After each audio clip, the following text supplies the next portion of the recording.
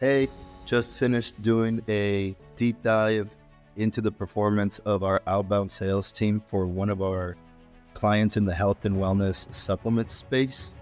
And can't wait to share what I found with you guys. So first of all, I want to walk you through what I'm looking at here on my screen. Um, this client, when we first started working with them, it took about 3 months to generate the first 300 grand in sales.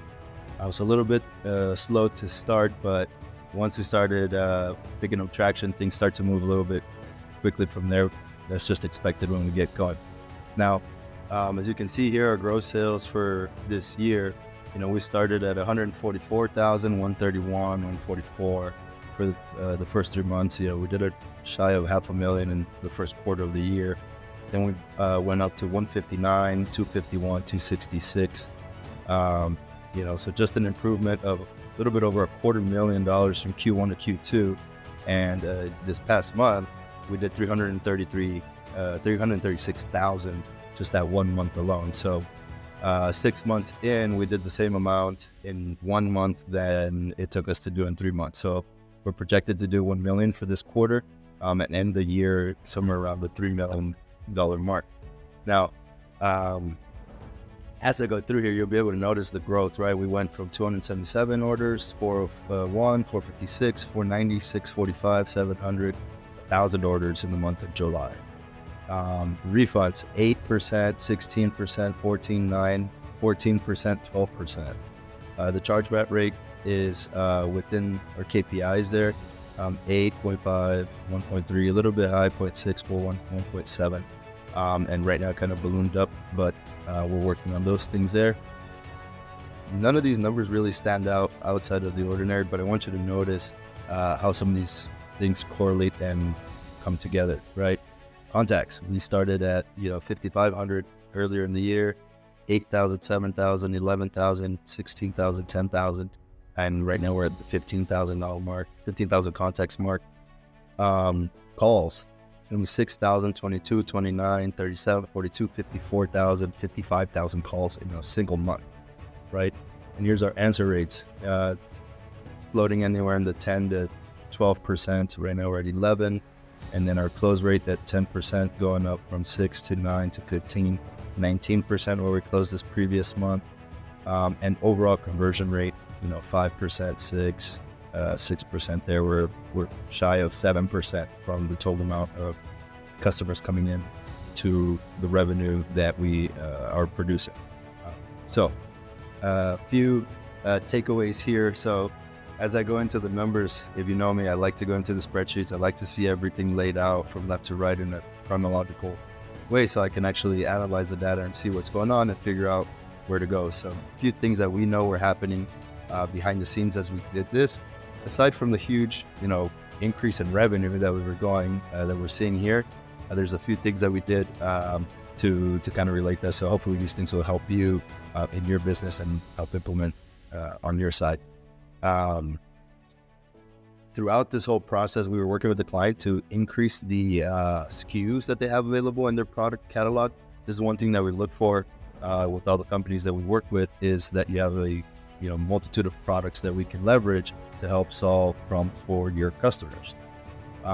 This can actually show up in two different ways. We usually see it go up in the AOV that we produce. And as you can see, for this client, we actually were in the 500, 317, 326, 390, 378, 323, and the AOV. So we didn't necessarily see an increase in the average order value from the phones side, but what it did do is give us more products, more ammunition to work with to solve the issues that the clients were dealing with. So how that actually shows up for us in this case is actually the improvement in the close rate. We went from the 10 to 14 to 11, 6, 9, 15, and 20% closer to the end of this period here, right? So having more products gave us more to work with to increase the close rate.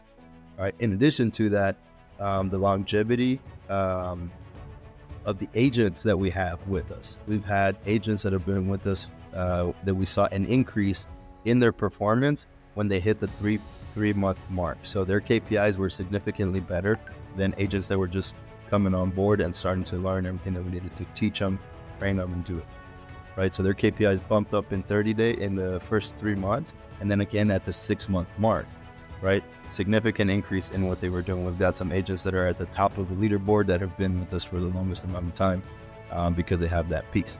Now, the biggest contributing factor to all of this is the consistency in the lead flow, the customer flow that's coming in across this account, right? The consistent customers coming in has allowed us to do a lot of calls, right? We do a lot of phone calls and we're getting a lot of pitches in. So we're constantly tweaking and improving on the sales script, right? Constant iteration. That has allowed us to build a extensive library of tools and resources for our agents, of objections, rebuttals, and we call this library the closing vault. So we've added a ton more tools and resources for our agents to leverage while they're on the calls and get better at this, right? So consistent leads, and as you can see, we're dealing with about 186 when we started, 186 customers per day, 290, 246, 368, 538, 359. Right now we're hovering at the 500 daily new customer mark. All right, this is extremely important because this is the domino that unlocks the growth for everything else. And we get onto how do we get better, how do we grow, and how do we scale these accounts. That's number one, right? Obviously, we produce the revenue on the back end on the phones that can then leverage for your front end acquisition side of things. So those things were the most important things that stood out to me as I was doing this deep dive.